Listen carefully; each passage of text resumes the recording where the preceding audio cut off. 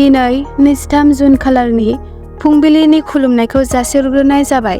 हादरनि रादाबाव नोंथांमोन बयखौबो बरायबाय। अन्नानै हादरनि रादाब चेनेलखौ लाइक आरो साबस्क्राइब खालामना हो। दानिया फैदो दिनैनि रादाबनि हेडलाइन्सआव। सेथियाव गसाइगाव महकुमानि सिङाव थानाय सिन्ड्रिजहरा गामिनि रानाजट प्लेग्राउन्डआव नार्जारि फार्मनि हेफाजाबजों दिनै बेसेन नाङै देहा बिजिरनाय आरो आयुर्वेदिक मुलि रानना होनाय हाबाफारि लानाय जादों। बे बेसेन नाङै देहा बिजिरनाय हाबाफारिया फुंनि 9:30 जागायनानै सानजौफुनि 1 रिंगासिम जागोन होनना मिथिहोयो। सोरबाफोर नायहोजानो सानदोंब्ला गोजौआव मख'नाय जायगायाव फैनानै नायहोनो हागोन। नैथियाव नगाव जिल्लायाव सानै बिदा-फंबायआ रौमारि बिलोआव ना हमनो थांनानै हाग्रा बिफाननि मावग्राफोरजों थांनाय हराव गावथारजायो।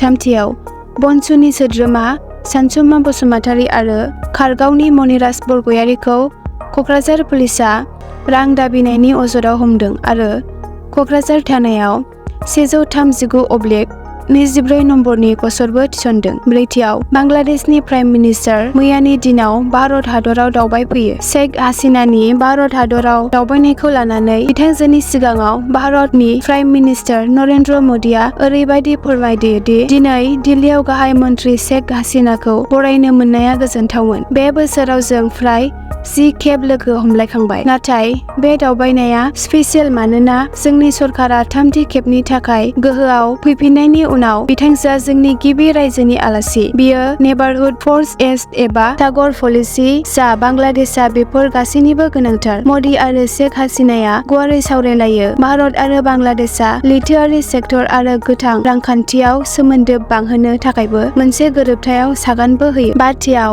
मैयानि दिनाव बिहाराव फिन मोनसे दालां बायबावो। गंसे दालां बायनायनि सानब्रै उनाव सनिबारखालि सिवाननि दरथा ओनसोलाव गुबुन मोनसे दालां गोग्लैदों। मैयानि दालां बायनायजों बिहाराव थांनाय 2 बोसोराव दालां बायनाया 5थि दालां बायो। सिवान खुंथायनि फोरमायनाय बादिब्ला दराउन्डा ब्लकनि रामगरा पन्चायतआव मोनसे जाम्फैनि सायाव 100 मिटार गोलाव दालांआ फारसेथिंनिफ्राय गोग्लैदोंमोन। बे दालांखौ 30 बोसोर सिगां बानायनाय जादोंमोन। दालां बायनायाव सासेबो सुबुंनि जिउ खहा जानायनि खौरां मोननाय जायाखै। दथियाव भारतनि राजधानी दिल्लीयाव मैया जीएसटी एबा गुड्स एन्ड सार्भिसेस टेक्सनि 53थि गौथुमनि जथुम्मा जानानै थाङो आरो बे गौथुमनि जोबनायाव मिरु रांखान्थि मन्त्रि निर्मलता सीतारमणआ जीएसटीनि सायाव फोसावदों। भारतनि रेलवेआ सरासनस्रा सुबुंफोरनो होनाय सिबिथाय, प्लेटफर्म टिकेट फान्नाय, आजिरा लानाय खथा आरो वेटिं रुमनि सुबिदा, बेटारिजों सालायजानाय कार सिबिथायफोरखौ जीएसटीनिफ्राय रेहाय, जाय हस्टेलफोर,